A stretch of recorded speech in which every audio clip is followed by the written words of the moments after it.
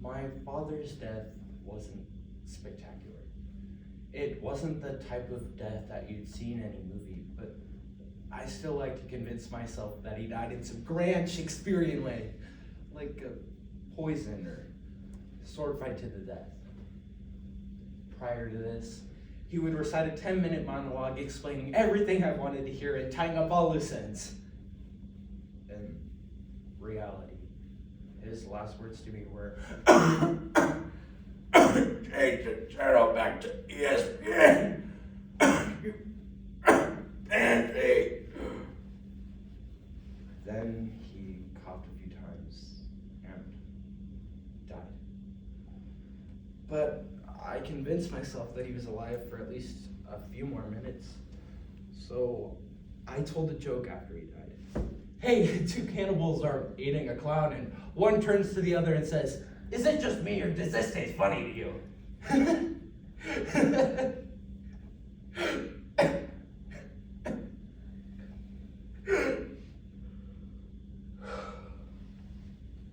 I find the jokes on popsicle sticks and save them in dresser drawers. Dad called me that a few times. Popsicle stick. I'm not completely sure what he meant. Life doesn't come with a manual for how to deal with loss, and sometimes grief drives people to strange, impulsive decisions. Listen to one man's story through heartbreak, insecurity, and self-acceptance as told with biting humor and raw honesty. Through awkward moments, misguided attempts at masculinity, and a deeply personal quest for closure, he finds that letting go isn't about forgiving. It's about understanding.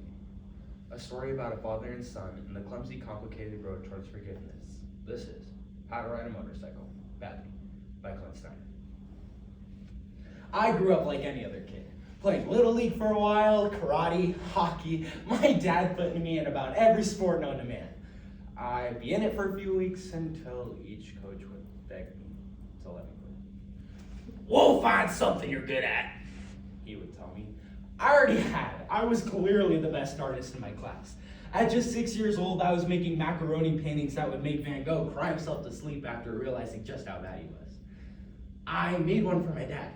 A cheetah biting the neck off of a T-Rex on the moon. Quite spectacular, if I say so myself. I found it in the trash the next morning. What he meant was, "We'll find something you're good at that Chuck Norris might also be good at." Walker, Texas Ranger was his favorite show. And technically, Chuck Norris is an actor, and most actors did theater. But I don't think theater qualified under Dad's list of things men should do. So I chose not to remind him of this fact. By the time I got older, I think he had finally given up. He talked a lot about his friends' sons and all the amazing things they were doing, like killing deer and buying cars. I try to revive his hope every now and then by watching a John Wayne movie with him or a football game. He saw right through me, whenever somebody made a touchdown, he would start yelling at the TV like he was trying to channel his aggression to the players. I would make an awkward comment like, "Yeah, he was fast." Then things would get awkward and I'd start making popsicle jokes. Hey, two cookies are sitting together in an oven and one turns to the other and says, "Is it just me or is it hot in here?" And the other one says, "Ah, a jockey cookie."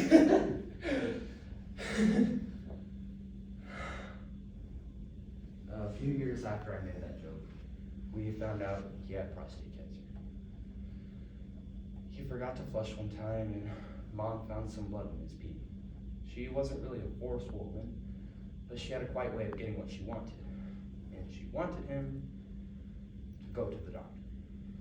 My dad compared women to furniture one time.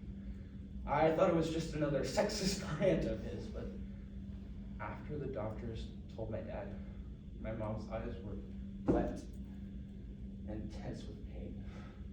I remember focusing hard on her eyes to stop myself from allowing myself a feeling the gravity of what was happening. That must have been what Dad had done too, because his face hardly moved at all until he screamed, "Well, maybe you should have learned something at medical school instead of wasting your parents' money!" tried to convince everyone, including himself, that he was fine. To him, prostate cancer was like the ultimate insult. It emasculated him. He must have felt like me. So he tried to pretend it didn't exist.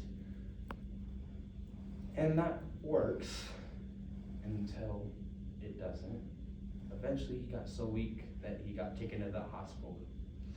He laid in that bed for 2 months complaining to anybody that would listen to him about anything he could think of. And then he died.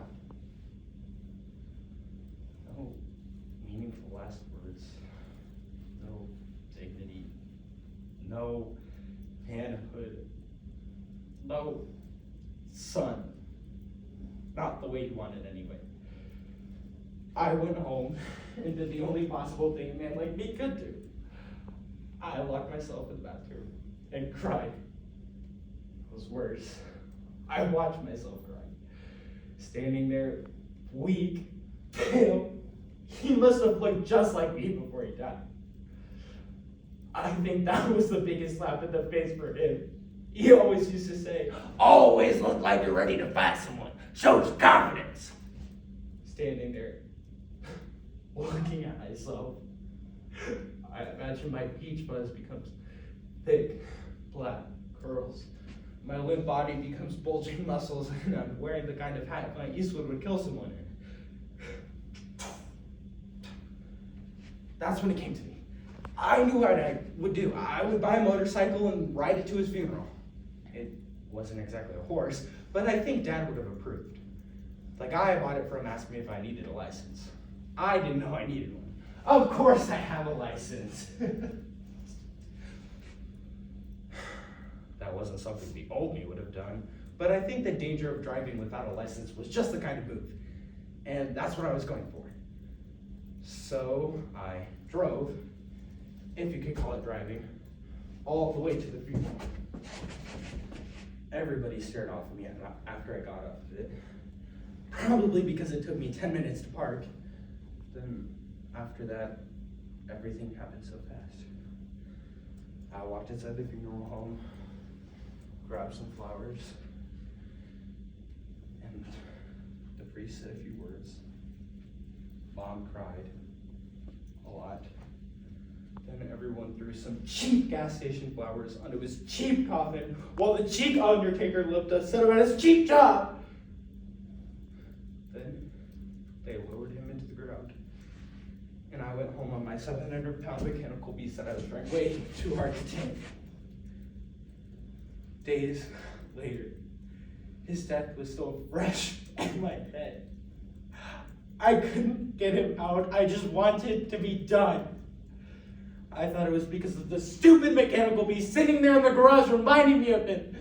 So I drove, if you could call it driving, all the way to a field where nobody was around, in circles until all the gas was out. I brought a small container of gas with me, but instead of pouring it in the tank, I dumped it all over the bike and set it on fire.